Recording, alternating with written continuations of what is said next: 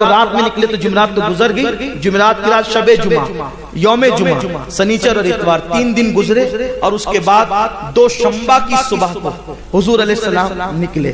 نکلنے کے بعد اب آقا کریم صلی اللہ علیہ وسلم تشریف لے جائے، چلتے ہوئے وہاں پر رستے میں ایک خیمہ آتا تھا، ایک خیمہ، وہ خیمہ ایک عورت لگائے بیٹھتی تھی جو بنو خزاعہ سے تعلق رکھتی تھی، وہ خزاعی تھی۔ اس کا تذکرہ ام معبد کے حوالے سے آیا ہے۔ ایک خیمہ لگا کے بیٹھتی تھی، مسافروں کو کھانا کھلاتی تھی۔ حضور علیہ السلام اس کے خیمے کے قریب سے جب گزرے تو گزرتے ہوئے صدیق اکبر، عامر ابن فہیرہ، ان لوگوں سے حضور نے کہا کہ اس عورت سے پوچھو گوشت تو ہے کیا؟ اس لیے کہ سفر میں حضور علیہ السلام بھنا ہوا گوشت کھانا پسند فرماتے تھے، تو سرکار نے فرمایا اس سے پوچھو گوشت ہے کیا؟ حضرت صدیق اکبر اچھا قربان جائیں، حضور کو حیا اتنی تھی کہ سرکار صلی اللہ علیہ وسلم کسی سے کچھ مانگتے تھے تو خود نہیں کہتے تھے بلکہ یار سے کہتے تھے پوچھو ہے کیا؟ یعنی کیا شان کریمانہ ہے، دینے والا کبھی مانگنے کا سوال نہیں کرتا۔ ام معبد اکیلی گھر میں بیٹھی ہوئی ہے، اور اس کا شوہر جو ہے وہ چرانے کے لیے گیا ہوا ہے بکریاں، اور اس کا چھوٹا سا بچہ معبد، وہ بھی لڑکا تھا، وہ ماں کے پاس ہے۔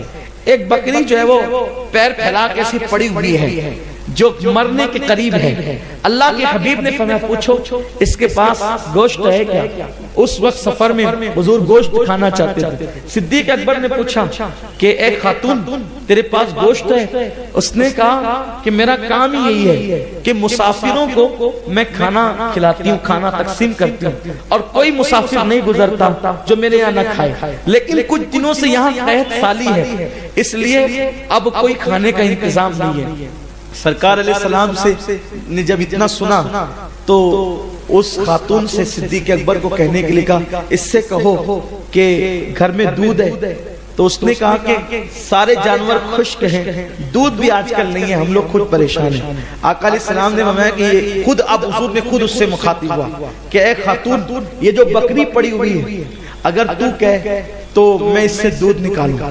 اس نے کہا آپ کون ہیں؟ سرکار کو دیکھ کر اس نے کہا آپ کون ہیں؟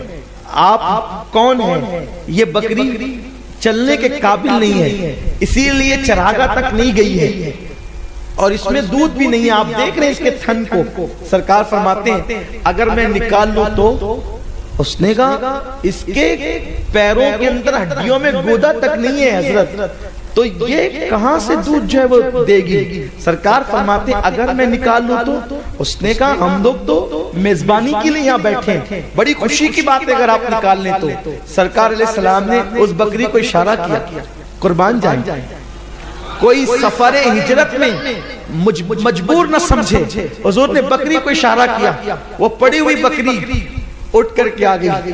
بکری پڑی ہوئی آپ اس کا تصور کر سکتے ہیں، بکری جب بیمار ہو کے پڑی ہوتی ہے نا تو اپنے مالک سے بھی نہیں اٹھتی، لیکن مالک کونین نے اشارہ کیا ہے، تو بکری اٹھ کر کے آئی، اور جب اٹھ کر کے آئی تو حضور نے بسم اللہ پڑھ کے اس کے تھنوں پہ ہاتھ پھیرا، اس نے پیر پھیلا دیے۔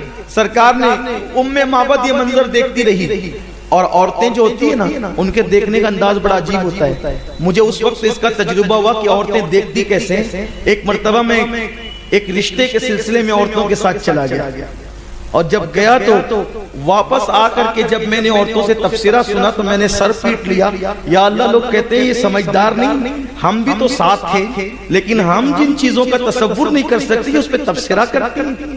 تو اس دن سے پتا چلا کہ ان کے دیکھنے کا انداز بڑا باریکی کا ہوتا ہے، تو یہ بات اب تصور میں آئی میرے آقا نے۔ لیکن بہرحال ایک ہی مرتبہ گیا ہوں عورتوں کے ساتھ، آپ یہ نہ سمجھیں کسی کا رشتہ لگانے گیا ہوں، لوگ ورنہ یہ سمجھیں گے کہ یہ کام بھی یہ کرتے ہیں، میں نہیں کرتا، میرے احباب کرتے ہیں، یہ لوگ ہیں ماشاءاللہ ہمارے جمیل بھائی حافظ مقصود صاحب ہیں، اور جو بھی ہمارے بڑے بوڑھے ہماری تنظیم کے اندر ہیں وہ لوگ ایک سے کام کرتے ہیں۔ اگر آپ کو وہ یعنی کہ الحمدللہ سنی دعوت اسلامی کی طرف سے یہ بھی کام ہوتا ہے، کئی رشتے ان لوگوں نے لگائے ماشاءاللہ جو آج پھل پھول رہے ہیں الحمدللہ تعالی، لیکن ہم کو اتنا اس کا بس ان کو کہہ دیتے ہیں کیونکہ ہر کام ہر آدمی کے بس کا نہیں ہوتا، تو بہرحال اس کو مختصر کر رہا ہوں، بات نکل آئی تو عرض کر دیا۔ ام معبد دیکھ رہی ہے اس نے پیر پھیلا دیے، بکری نے پیر پھیلا دیے. سرکار اچھا یہ بکری نے پیر پھیلا دیے. جب میں نے پڑھا تو مجھے احساس ہوا بکری چونکہ تھی پتلی دبلی، اس کے تھن میں دودھ نہیں تھا، لیکن جب دودھ بڑھنے لگا تو اتنا بڑا ہوگا دودھ کہ اب اس کے پیروں کے اندر ایک جگہ رہنے کی گنجائش نہیں، تو اس نے پیر پھیلا دیے. حضور نے کہا ام معبد اب برتن لا، اور سرکار نے اس کو دھونا شروع کیا، نچوڑنا شروع کیا. اس کا برتن بھر گیا. سرکار نے سب سے پہلے کہا ام معبد تو پی.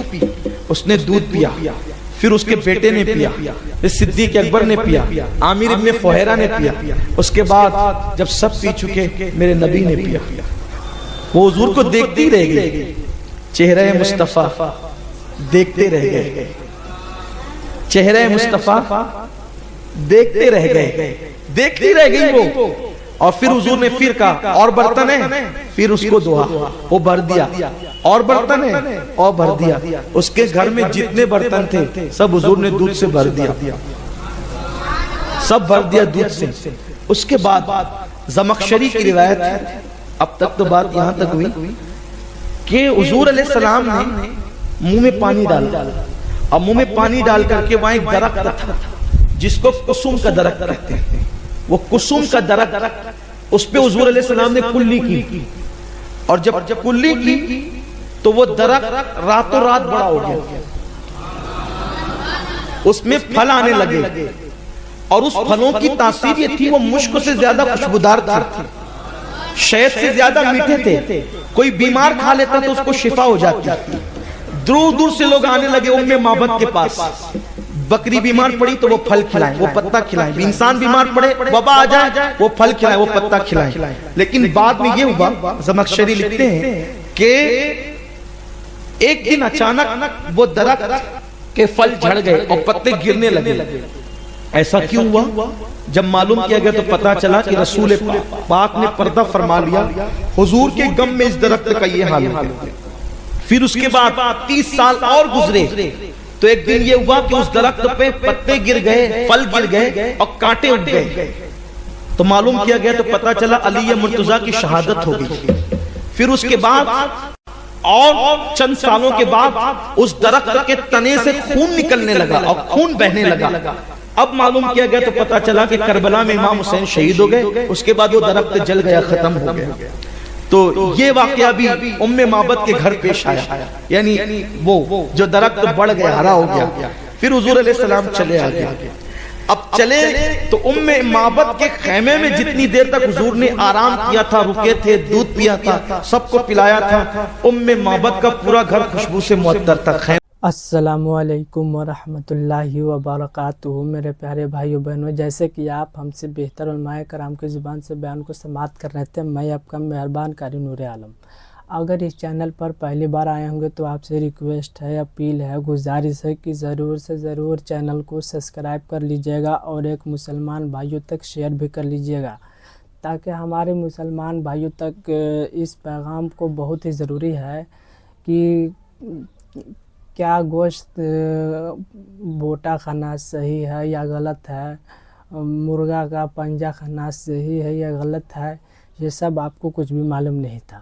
تو میں نے سوچا کہ چلو یار اس پیغام کو بہت ہی ضروری ہے شیئر کرنا، کہ ہمارے مسلمان بھائی کو بہت سارا من میں ڈاؤٹ رہتا ہے نا کہ بوٹا کھانا صحیح ہے یا نہیں ہے، پنجہ کھانا مرغی کا صحیح ہے یا نہیں ہے. تو دیکھیے حلال چیز کبھی بھی کھا سکتے ہیں، اس سے دقت نہیں ہے. آپ ہم سے بہتر علماء کرام کے زبان سے بیان کو سماعت کر رہے تھے. فخر مفتی اعظم و فخر اعظم محمد سید امین القادری صاحب نے آپ کو ایک اچھی طریقے سے، صحیح طریقے سے، مکمل طریقے سے یہ ویڈیو کے مادھیم سے آپ کو سمجھا دیے. تو میں آپ کا مہربان قاری نور عالم، اور انشاءاللہ آپ تک ہم پہنچانے کو کام کرتا ہوں اور کرتا رہوں گا اور قیامت تک کرتا رہوں گا.